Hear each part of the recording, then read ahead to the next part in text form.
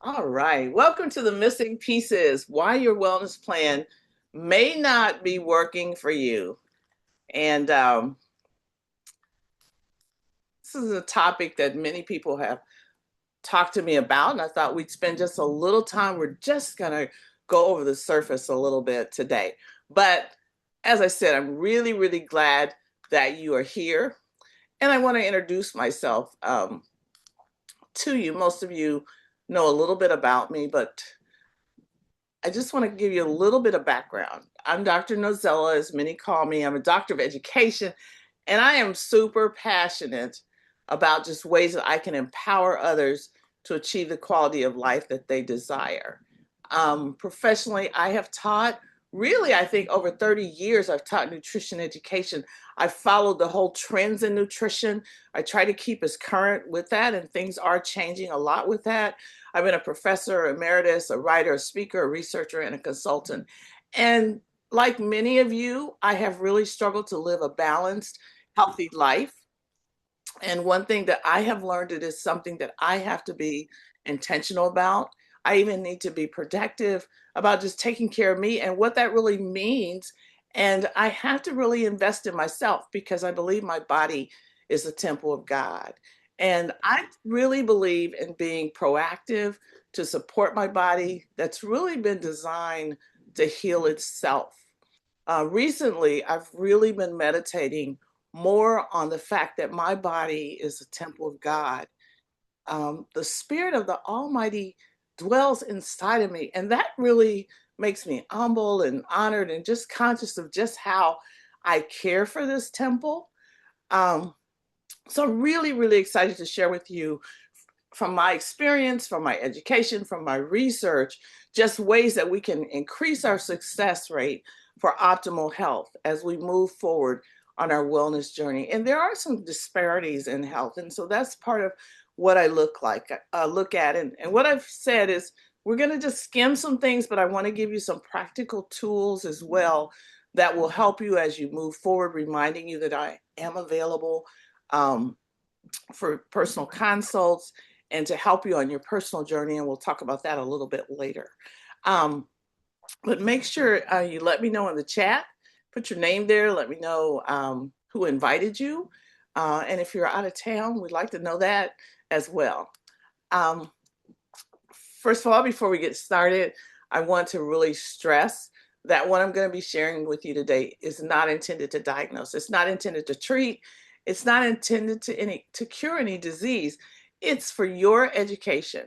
I'm a doctor of education and I am dedicated to my work in discovering ways to remove disparities and provide equitable care for everybody.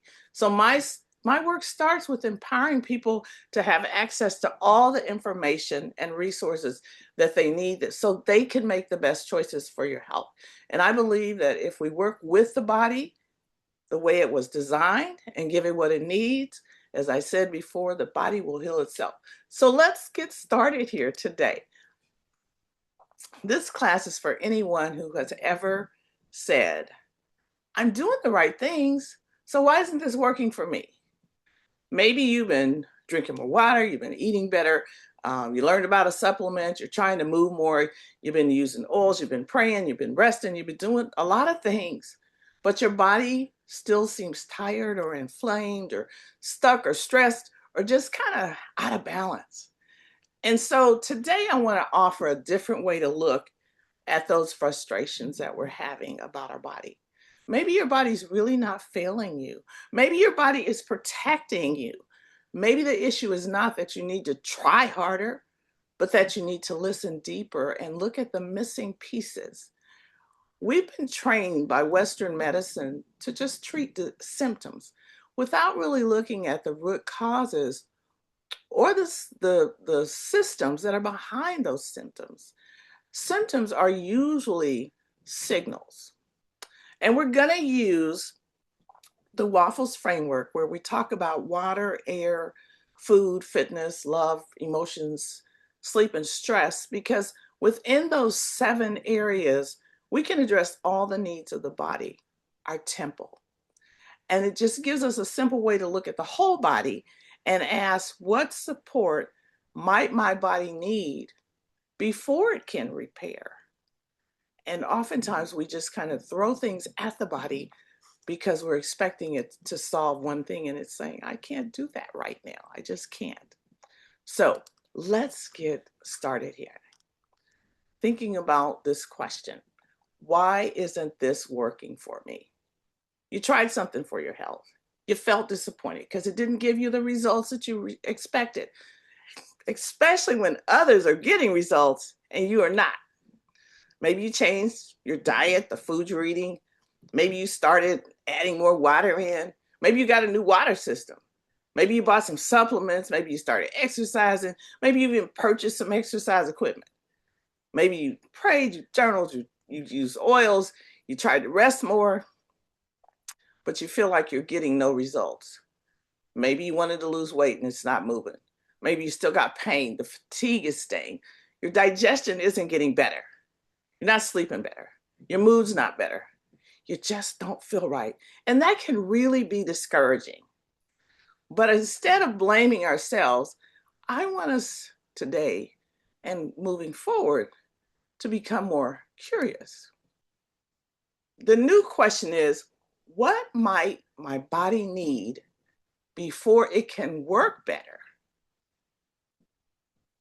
Let's just pause a minute. And I want you to repeat this after me. Even though my body is not perfect, even though my body is not perfect, it is divine. It is divine. It is the temple of the Most High God. It is the temple of the Most High God. What does my body need before it can work better? What does my body need before it can work better? The body says, am I safe enough to repair? It's beautifully designed. It's always listening. It's always adapting. It's always protecting. And it really is always responding. But when the body senses stress, when the body senses danger, inflammation, poor sleep, unstable blood sugar, emotional strains, toxic overload, or exhaustion, it may shift into a protective mode. It does not mean something's wrong with you. It just means the body's trying to keep you safe. There's research that was done from the National Center for Complementary and Integrative Health, and it explains that occasional stress, that's normal. It's a coping response. But long-term stress may contribute to or worsen health problems, including digestive issues, headaches, sleep disorders, anxiety, depression, all kinds of other symptoms. And we have done a class just on the nervous system and stress, and it's in our YouTube channel. And I encourage you to go back for more detail about that. But just remember that before the body puts energy into trying to repair something, maybe it's hormone balance, digestion, detoxification, weight release, or deep sleep, your body may be asking, am I safe? Am I nourished? Am I hydrated? Am I rested? Am I supported? In other words, am I safe enough to really repair? And so think, maybe the body's not trying to resist you. Maybe it's trying to protect you. And this is the big reframe that we want to look at today.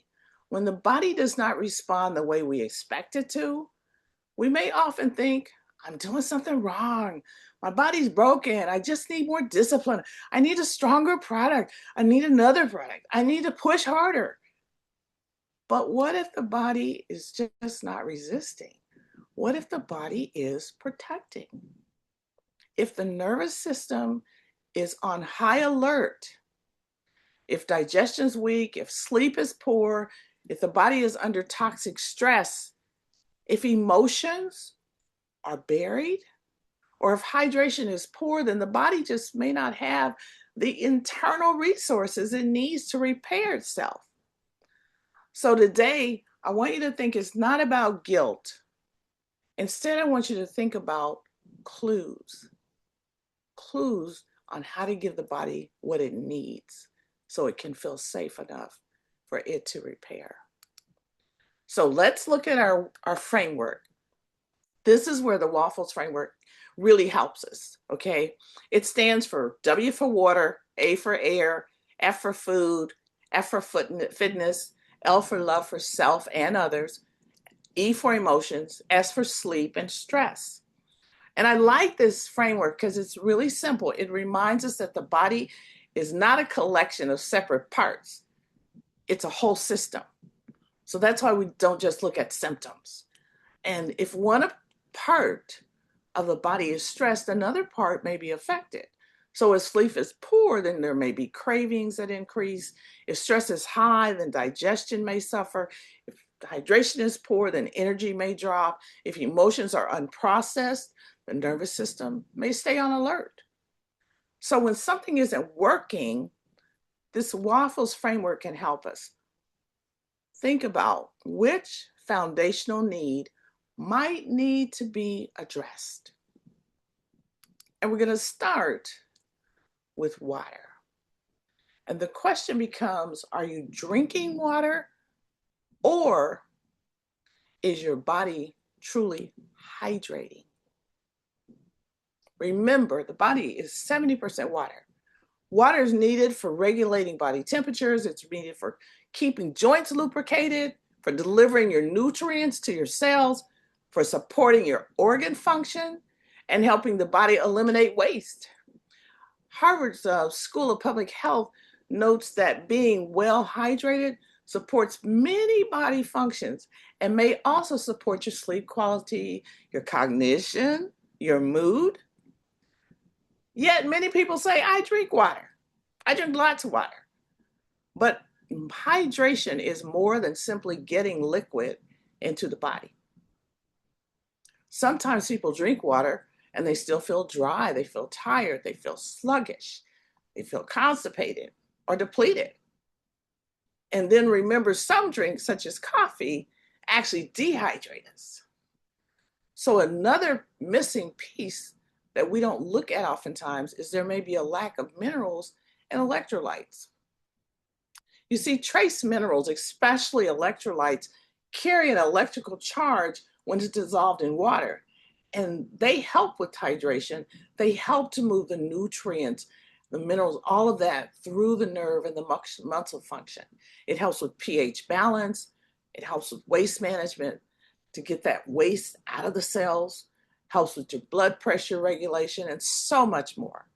So the question isn't only, am I drinking water?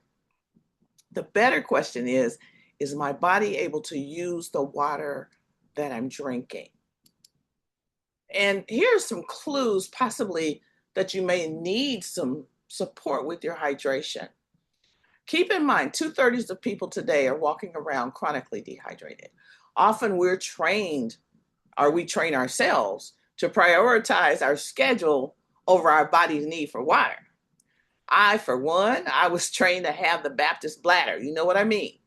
Definitely. We were trained that you don't go to the bathroom at certain times, you hold it, or you don't drink water so you don't have to go.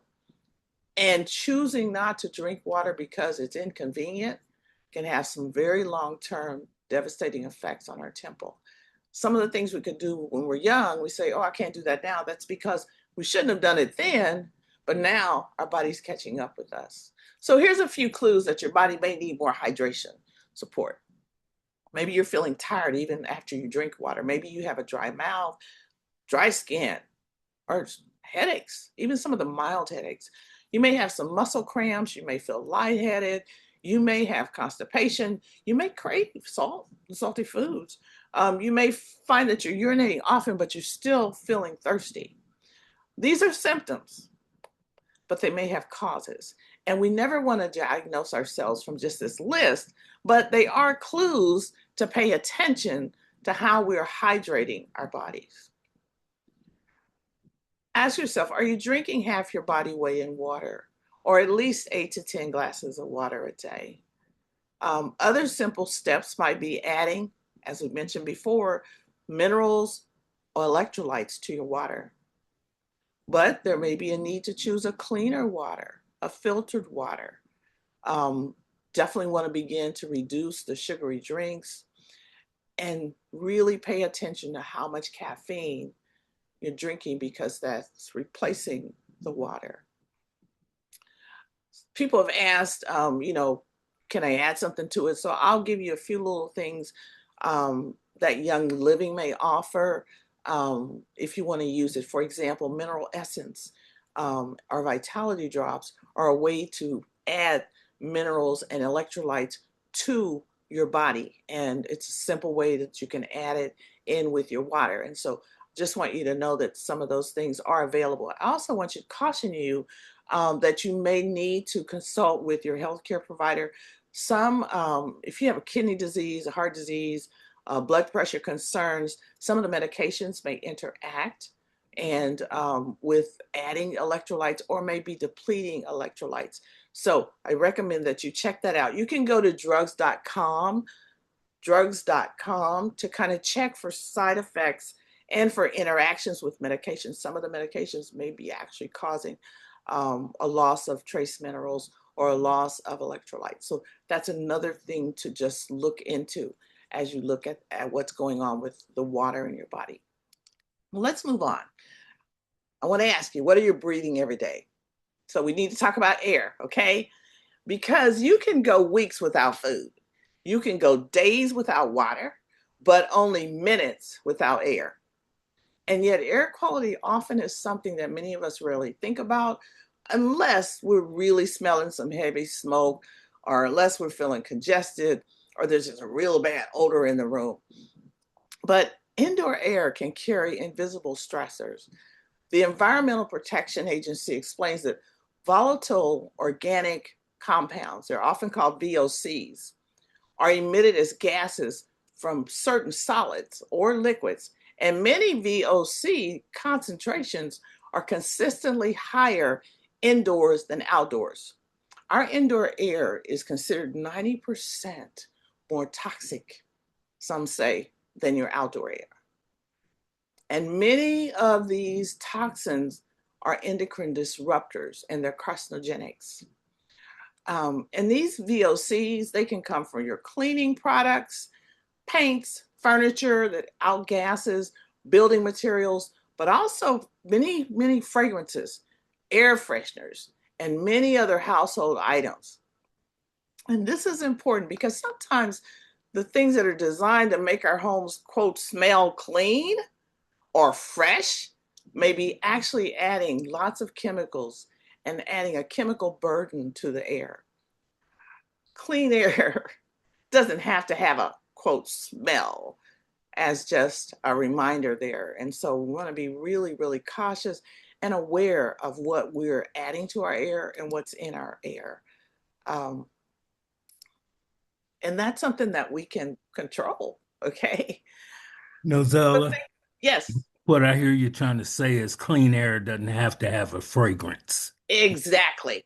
Exactly. And I'm glad you said that because we're kind of taught that. I mean, look at the commercials about how you feel you're going to feel so much better when you walk in to this clean air, and the stuff that they're putting in our cleaning products is so detrimental, so toxic, especially the things that are in detergents because that is going into your skin and your skin is absorbing that into your cells. That's a whole nother class altogether. But you are right. We've been trained to believe that that's what clean is, and it's not. Not at all. And so here's just some clues. And thank you, Dr. Birch. Here's some clues to think about if you're kind of getting slight headaches and it can't be explained in certain rooms. Maybe there's irritations to your eyes, your nose, your throat. Can't explain. Maybe you feel worse when you're around plug-ins or candles, sprays or perfumes, walking through the aisle of where all the cleaning products are in the store. You might notice some unexplained congestion, some coughing, some tight breathing indoors. People oftentimes attribute that to quote allergies. You may find you feel better outside or away from certain environments is a good way to notice that as well. And as I mentioned earlier, researchers found that selected scented consumer products can emit those VOCs, and that includes some that are really classified as hazardous or toxic under federal law. Um, and the health impact does depend on exposure, but it's accumulative. So if you already got some other things going on, it just adds to your toxic load, and you don't want that. And I'll tell you, many of these products, they're illegal in other countries. So one of the simplest things that you could do is to start to remove artificial fragrances. Anything that says fragrance on it is something that is proprietary. They don't have to tell you proprietary. They don't have to tell you what's in it, but it's generally a manufactured fragrance and very toxic. Get rid of the plugins. Avoid heavily artificial scented products. Open your windows when you can. Improve your ventilation, and you want that scent, I recommend using the premium essential oils. When my children were diagnosed with asthma, the pediatrician told me that burning the candles was just as toxic as if I were smoking in the home. And at the time, I was like, really? And if you're concerned about what products are in your home and how safe they are, last time Dr. Birch reminded us of an app, Yuka, Y-U-K-A, wonderful app because you can just scan a product and it'll tell you how toxic it is in percentage wise. Also, there's an app for the Environmental Working Group, the EWG, and that's also another place you can go to learn more about the products that you're using and what's safe in your home. I do want to say this is not about fear. It's just about reducing the body's load. Shifting from synthetic chemicals is one of the easiest ways to take control of your air quality and to give your body the oxygen it needs for cells to repair, to reduce some of the toxic load. And this is a good time to start using and diffusing premium oils as an alternative to the synthetic fragrances. Smell is something that we love. Okay, we love the smell of plants and flowers. I love going outside and just smelling the flowers and nature. And so using premium essential oils is a way to get that without increasing your toxic load for yourself, for the children, for the pets. So it's just kind of making a shift that's safer.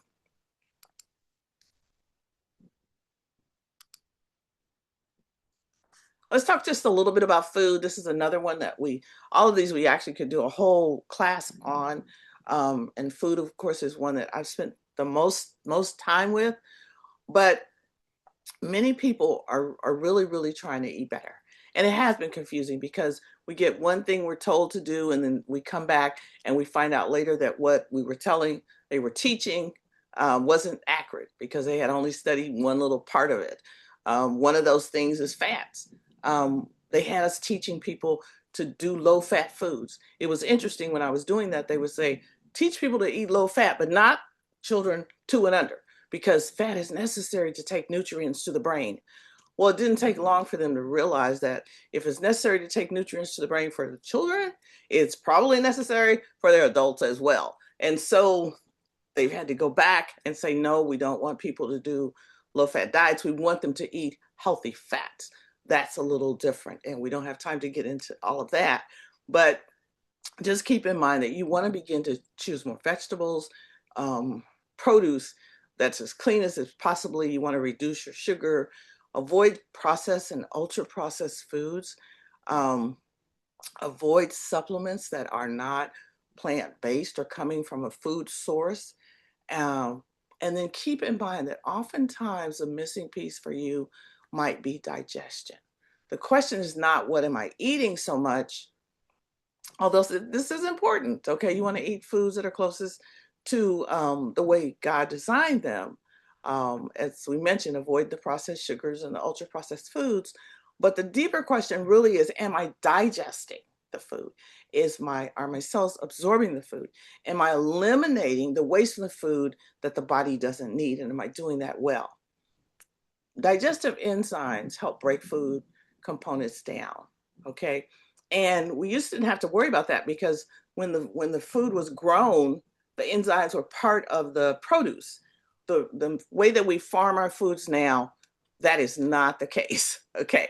And so people do need to have a really good digestive enzyme as well. And then probiotics are the live microorganisms that help influence the gut microbiota. Now, Johns Hopkins notes that probiotics and digestive enzymes, they both affect digestion, but they work differently. So you need both. The probiotics support gut bacteria, which is a good bacteria. The enzymes help break down the food. Um, and in the NIH Office of Dietary Supplements, they explain that probiotics work as the in the gastrointestinal tract, and they may influence the gut microbiome, but their effects can vary from person to person. The strains that you're getting, the baseline, basically just want to make sure that you're getting the enzymes, the pre and the probiotics. All of these you kind of need. And some of it you can get from food, but oftentimes people are going to need a really good supplement to really help with that. And here are just a few clues that you may not actually be digesting food well, even though you're eating. If there's any kind of bloating after you eat, the gas or the discomfort, you feel heavy after eating. Um, there's a reason why people get really, really sleepy after they eat, and that's something to think about. Is there undigested food in your stools? Do you have either constipation or the diarrhea?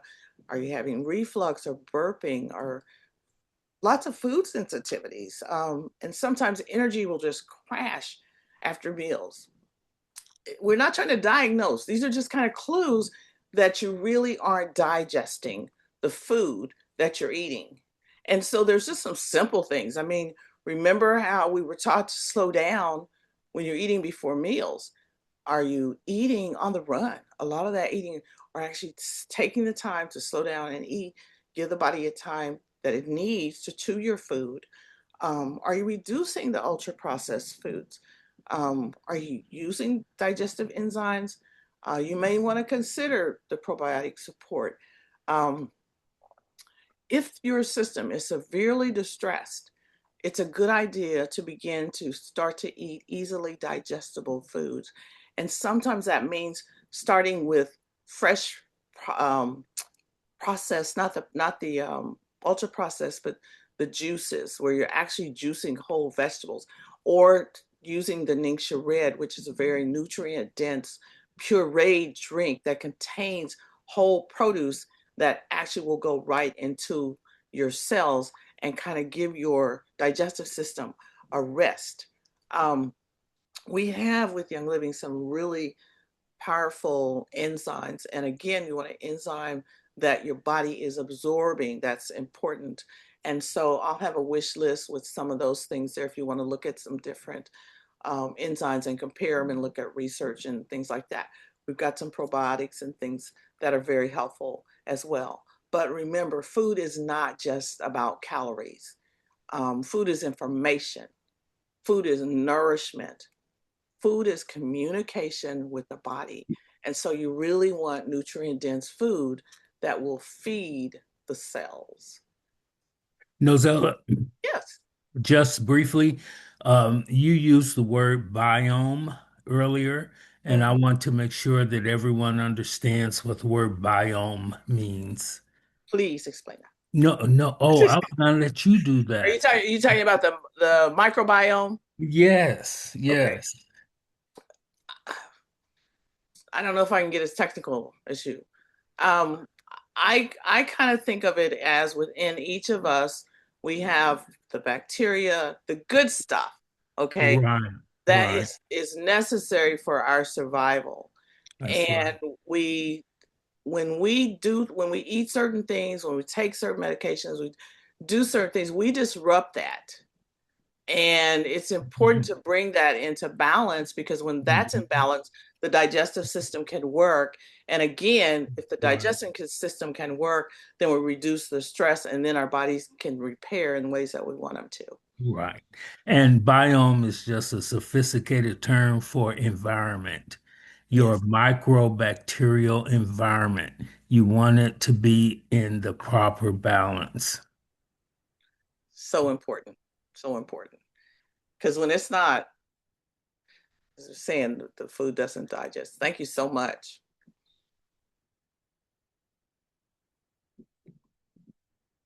Let's talk a little bit about fitness, that fitness movement.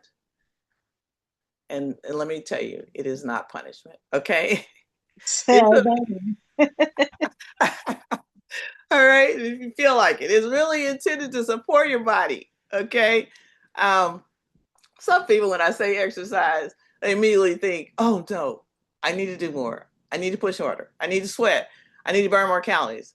I should be making myself be sore. No. If your body is already in a stress state, then adding in and overdoing exercise can just be one more stressor. So the goal is not punishment, the goal is support. Movement helps your circulation, it helps your lymph flow, it helps your mood, your blood sugar balance, your mobility, your strength, and independence. But the right kind of movement depends on the person, it depends on your season, it depends on your energy, your stress load, and your recovery. So, again, the question is what kind of movement makes my body feel safe, strong, and supported? And that may be different for different people. You do want to do something that you enjoy, but it just may be a walk. I mean, walking is one of the best ways to move. So, just getting a little bit more walking in, What parking about the some car farther walking away. pads? Can Go a ahead. walking pad be good for movement, Dr. Novella? Of course, a walking pad, but just walking farther from the car, getting up and walking to the kitchen more, putting the remote down and walking back and forth, just looking for ways that you could get in more steps. Okay. Um, Chair exercises, stretching, rebounding, resistance.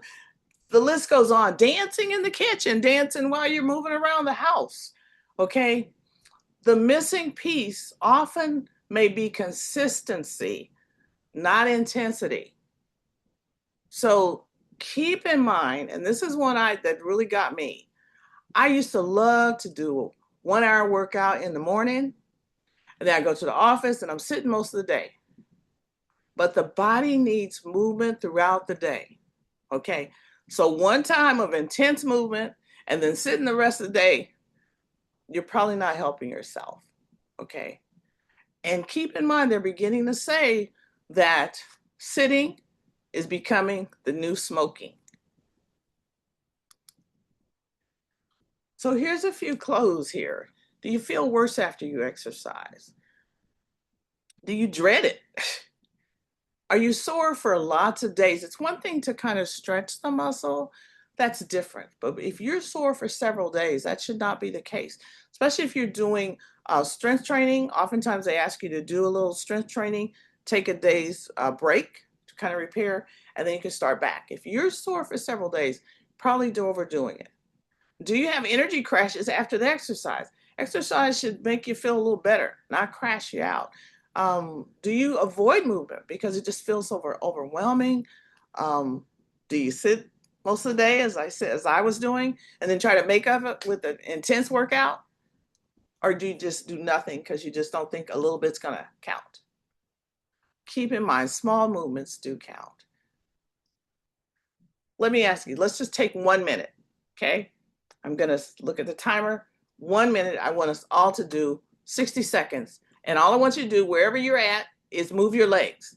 Either walk in place, run in place, do some leg flutters, wiggle the legs. And if even that's uncomfortable, I want you to just gently massage your legs.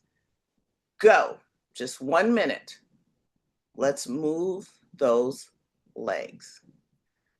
Keep them moving. Think about how you're getting circulation as you're moving them right now.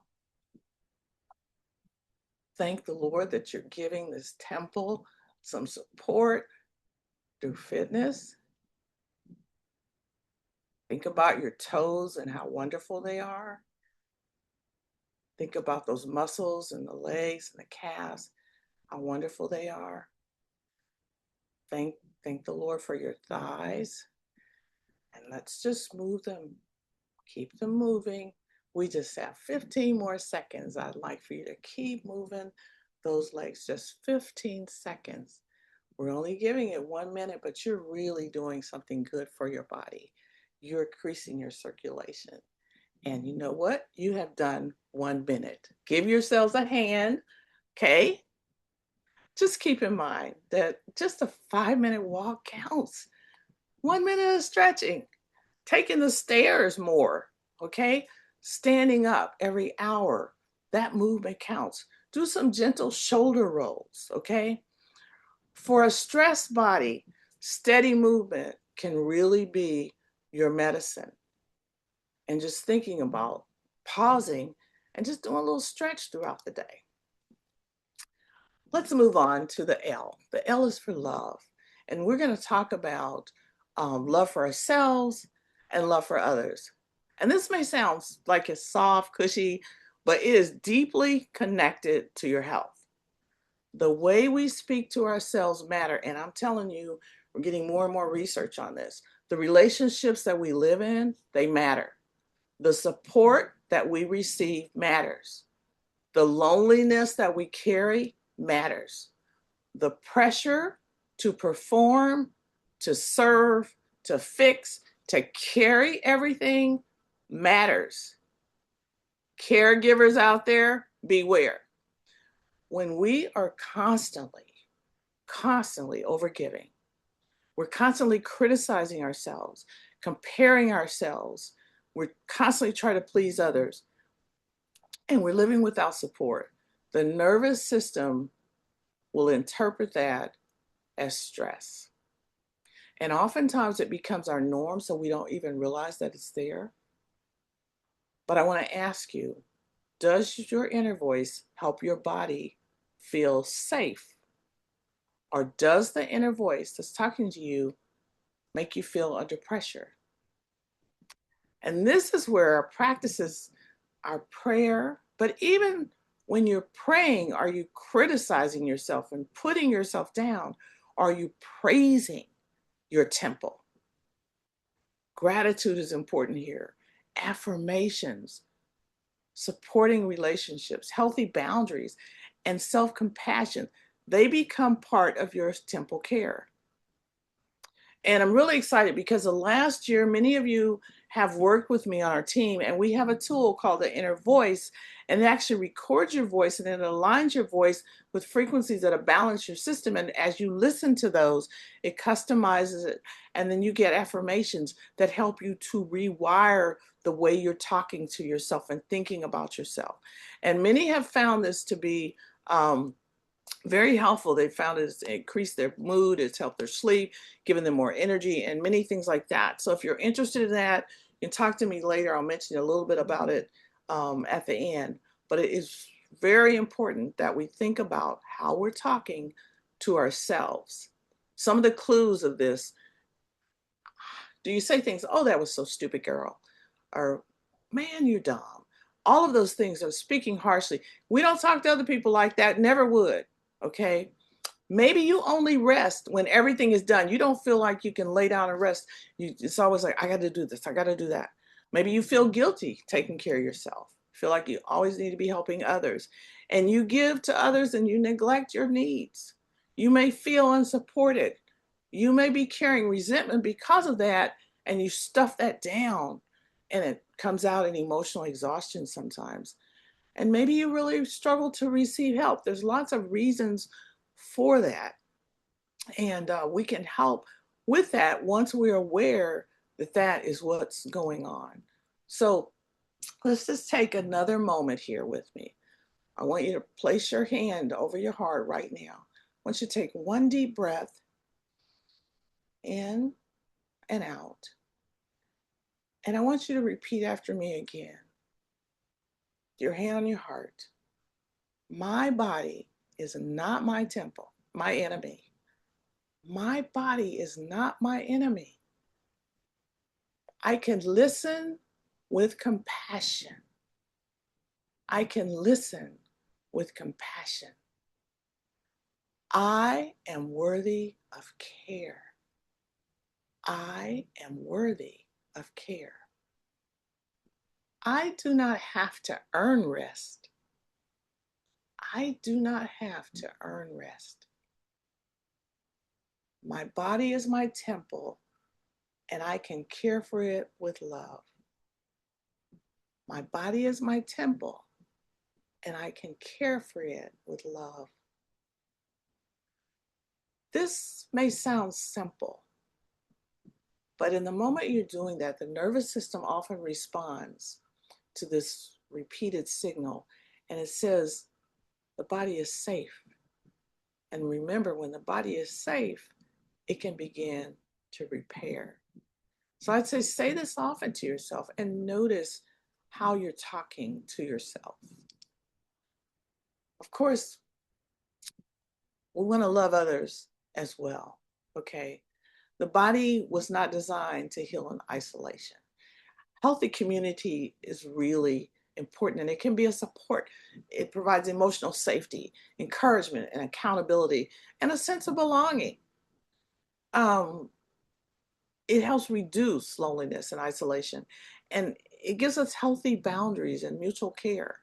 And when this happens, the nervous system can regulate because there's a safe connection.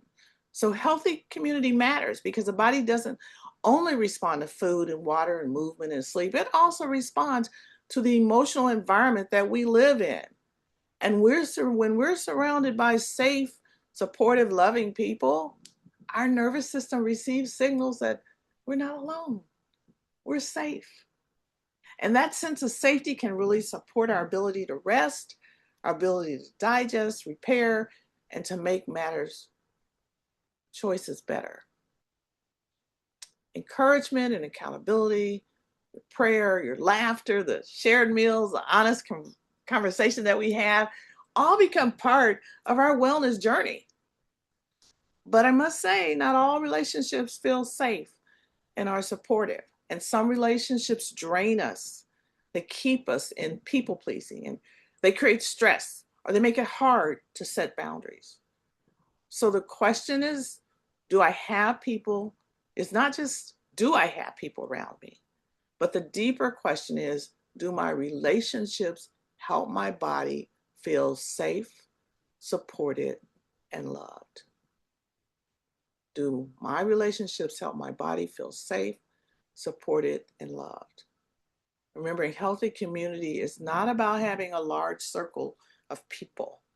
It's about having life-giving connection.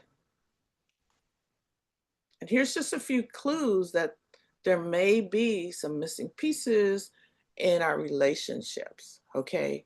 You may be surrounded by people and still feel lonely. You may be the one everybody calls, but you don't feel like you can call someone to help you.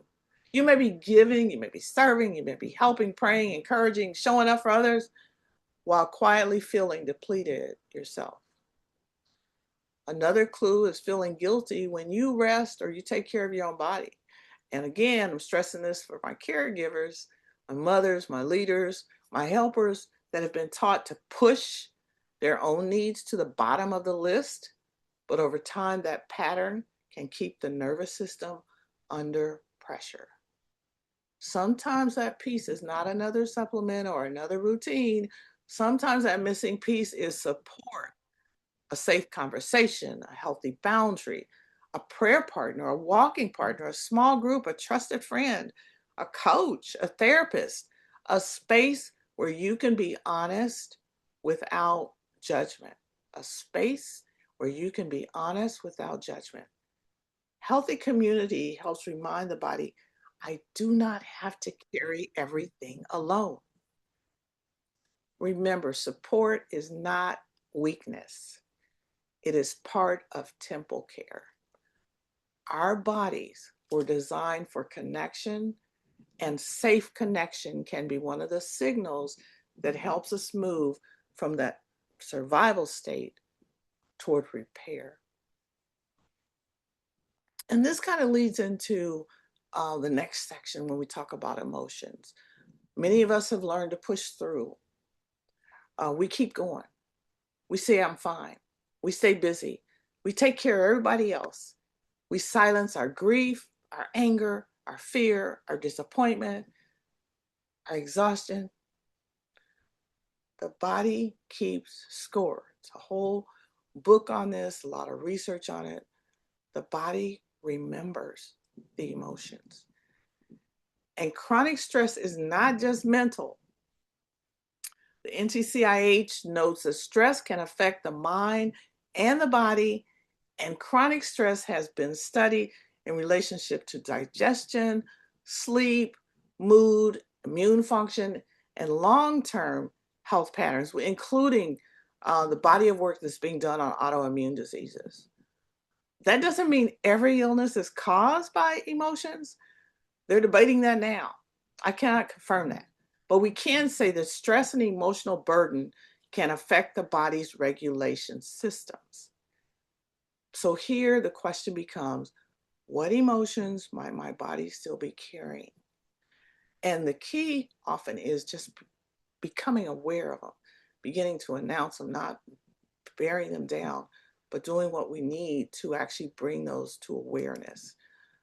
So some of those clues are, do you feel tense even when nothing is happening? And sometimes you might go into a room, you might see a certain person, you might hear a certain term, somebody's talking about something, and you start to tense up. You don't even realize it. Your jaw, right now, what's your jaw doing? Is your tongue relaxed in your jaw? Your shoulders, are they up? Do they need to be dropped down? Sometimes we overreact to small things, or we feel numb or disconnected, and we don't know why. Or we cry real easy, or we don't cry at all, okay? We're feeling stuck in some kind of resentment, and that leads us to feeling guilty because it's like, we're not supposed to feel like that, right? Sometimes we find ourselves replaying some old conversations. We don't know why. Or we feel unsafe if we're trying to rest. We're always on alert. Or maybe you have a hard time just setting boundaries and you feel responsible for everyone else's emotions and yours gets put on the back burner. Some of these patterns can be connected to past trauma, to family patterns, to ancestral stress, or life experiences. And this is really a tender ground. And sometimes you need support from a counselor, a therapist, a pastor, a coach, a trusted practitioner. Any of these would be appropriate. We have some assessments that might help you identify some buried emotions. The inner voice that we talked about earlier is another resource that's been helpful for many. But a simple thing that you might want to do is start to journal your thinking, your thoughts. And you don't even have to write now. Sometimes you can just record it into a journal on your phone if that's easier for you. Your prayer time, breath work is very powerful because it reduces the cortisol. So just breathing. Tapping, if you've heard of that, is another form that really helps to calm the nervous system. But talking to a safe person, which we talked about before, and just becoming aware that the emotion exists and naming it out loud. The body really doesn't need us to suppress emotion. It needs us to safely process it. And unfortunately, we live in a culture that doesn't know what to do with certain emotions. And so we have to begin to learn to process them properly. Lastly, we'll talk about sleep and stress. And all of these kind of flow in together. But remember, sleep is not wasted time. Sleep is repair time. Many of us have been taught to sacrifice sleep for production. We've been taught to live on a little sleep. We've been praised on how little sleep we can get and still produce all these things. But this is really devastating to the body in the long run. When we sleep, the body supports restoration It supports a hormone rhythm. It starts to work on the immune system. It regulates your nervous system, your memory, your brain health, your energy. It restores your cells. But poor sleep can really affect your mood, your appetite, cravings, blood sugar balance, inflammation, and your decision making. So stress and sleep are really deeply connected. Again, the NCCIH notes that stress, anxiety, and sleep problems are common, and their complementary approaches such as relaxation, techniques, the meditation, the mindfulness, music-based interventions, exercises like yoga, they've all been studied for stress, anxiety, and sleep concerns. And there are ways to really allow the body to feel safe. So when your sleep is off, the question is my body getting enough signals that it's safe to rest? Again, we're talking about the body having to be safe before it can get to a point where it can restore and it can repair. So when we're asking, why isn't this working for me? It's like, what is going on at a deeper level? And here are just a few clues about sleep. Are you tired during the day, but you're wired at night when you try to lay down? Or you wake up around 2 or 3 and you can't get back to sleep? Do you need caffeine to function? Do you find yourself kind of scrolling through your phone or your device when you're really exhausted? Do you have a lot of racing thoughts in the bed?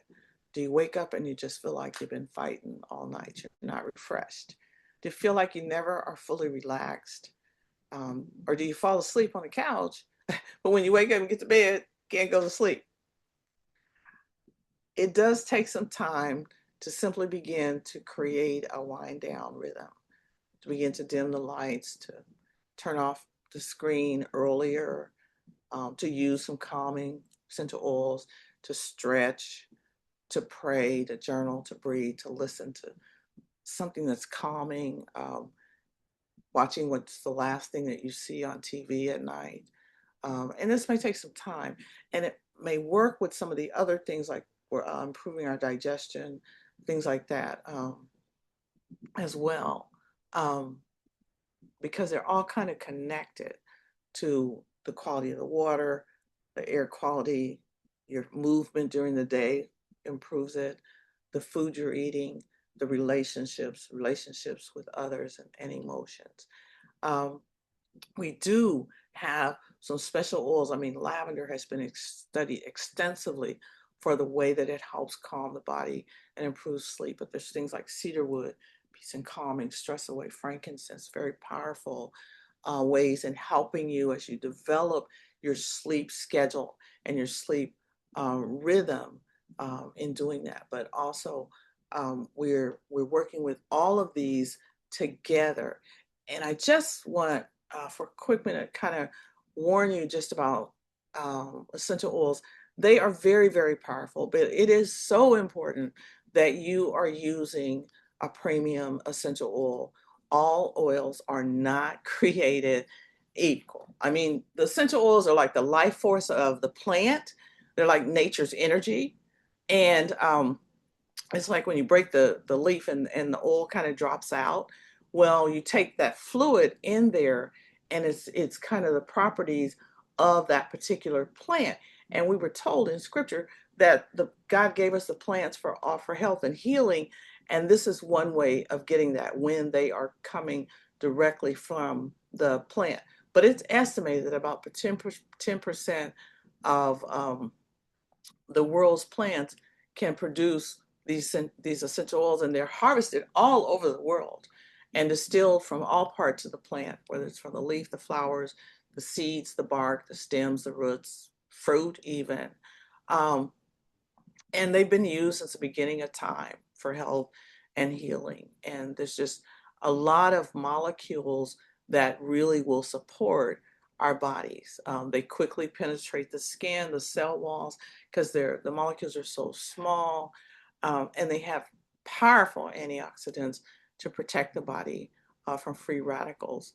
And so they really are effective against a lot of things, bacterial, viruses, fungus, a lot of those. They support many, many, many systems And because they help the body of the plant survive, there's a number of factors that we know, constituents in them, that help our bodies, but it does depend on the soil condition, what region they're grown in, the climate, the altitude, the farming methods, how they're distilled. All these are extremely, extremely important. And keep in mind that some essential oils are sold are such poor quality. Either they're only 5% plant oil in the bottle, and that's all they have to put in there. Some of them are contaminated with solvents and other fillers, that have been created in a lab, and the quality will affect the effectiveness of the oil.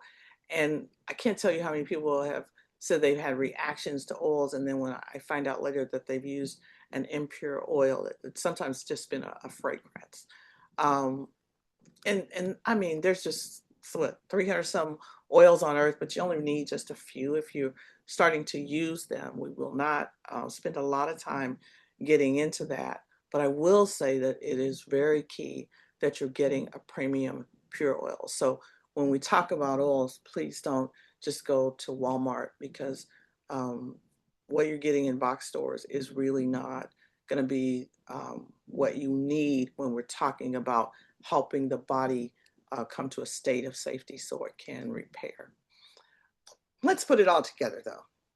Let me just ask you these questions again. Think for yourself, just yourself. Again, we're not talking about guilt. We're talking about what are clues that could help my body to be able to repair. What might be missing? Am I hydrated? Am I just drinking water? Am I breathing clean air? Or are there a lot of hidden irritants? Am I digesting and absorbing my food, or am I just eating? Is my movement supporting my body, or is it stressing it out? Does how I talk to myself help my body feel safe? And what might I be carrying that my body is trying to express? Am I giving my body the rhythm so that it can sleep and restore during that time? And this is how we move from that frustration to a curiosity. So we're not thinking our body's broken, but we can tell that our body is really giving us information. So choose one missing piece for yourself. I don't want you to leave today thinking, I got to fix everything. I'm terrible. No, please don't do that. That's not the intent. Just choose one missing piece. Maybe you thought about it and you say, hey, I need to add some minerals to my water. I need to unplug and replace those air fresheners. Chew my food more slowly, or just stop and eat and enjoy the meal. Take 5, 10 minute, even a 1 minute walking break. Practice saying, I am worthy of care. Maybe you can journal about one emotion. Maybe you turn off your electronic device 30 minutes earlier than what you used to. One small step, repeated consistently, it can really shift the message your body receives. The body doesn't need perfection. It needs consistent, consistent support. Let's just take one more minute to practice. I want you to place both feet on the floor. Let your shoulders drop. And if you're laying down, just be comfortable. But let your shoulders drop. Unclench your jaw. Just drop your jaw. Make sure your tongue's down the bottom of your mouth. Let your tongue rest there. And again, place one hand over your heart, another one on your belly. I want you to inhale real slow through your nose. I'm going to count 4. And I want you to exhale slowly to the count of 6. Let's practice that. So inhale, 1, 2, 3, 4. Exhale, 2, 3, 4, 5, 6. Inhale, 2, 3, 4. Exhale, 2, 3, 4, 5, 6. Inhale, 2, 3, 4. Exhale, 2, 3, 4, 5, 6. Inhale, 2, 3, 4. Exhale, 2, 3, 4, 5, 6. My body is a temple of the Most High God. Notice, how does your body feel? Did your shoulders lower? Has your breath deepened? Does your body feel softer? Those are signals. They may seem small, but it really does matter. Just doing a simple breathing really does reset your body, reset your nervous system to tell it, I am safe. I am safe.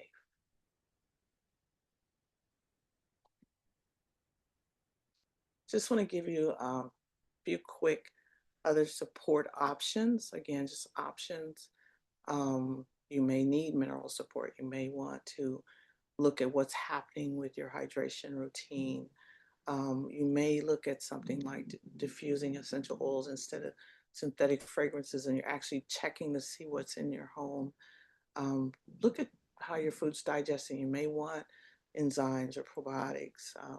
Ningxia Red, a whole food nutrition supplement. You want to look at what's happening with fitness and maybe your movement routine, a recovery ritual, something that's really soft that you enjoy. You may find that the oils help enhance, essential oils help enhance your prayer and your affirmations, your breath work time. And then think about how you can go into your evening routine and begin to calm the body, either with breath, with stretching, with setting boundaries for what you're doing with screen time. But remember, the key still is not just the products. The key is the rhythm. The key is looking at what are the missing pieces that may be keeping me from actually having the results I'd like.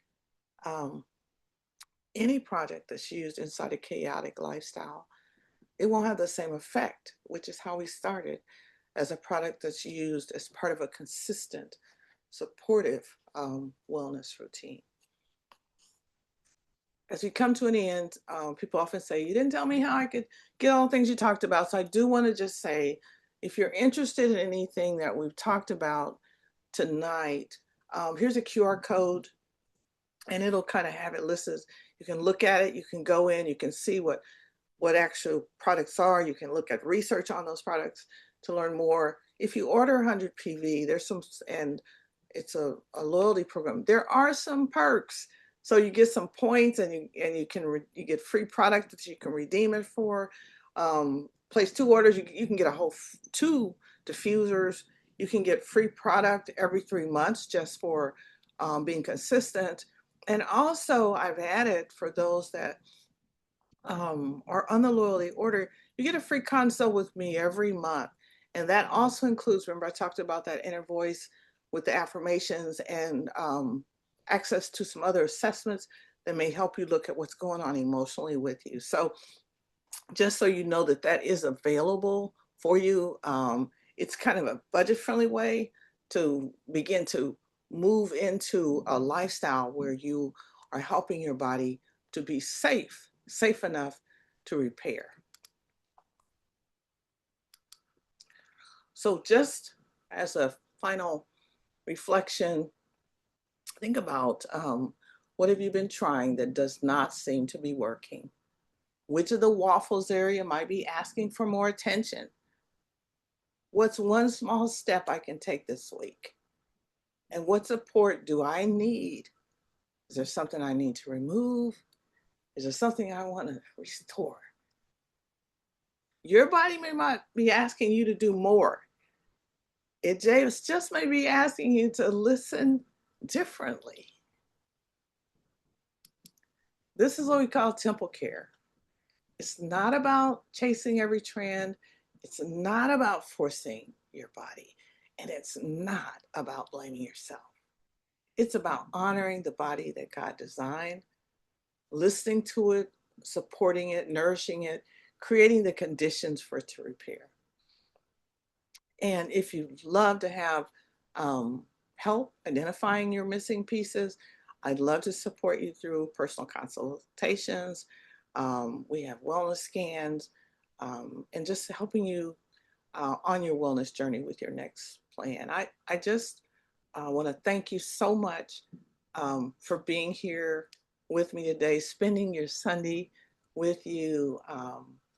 I will have a recording for you. Here's a QR code that you can, again, take a picture of if you'd like to do some further study on some of the things we've talked about. Here's my website. Please contact me. I'd love to help you on your wellness journey. And again, I'm going to try to remember how to turn the recording off. We're going to stop. And I'd love to hear from you. And we are fortunate enough, I think Dr. Birch is also on the call. We are really fortunate to have him here. So he may be able to help us as well.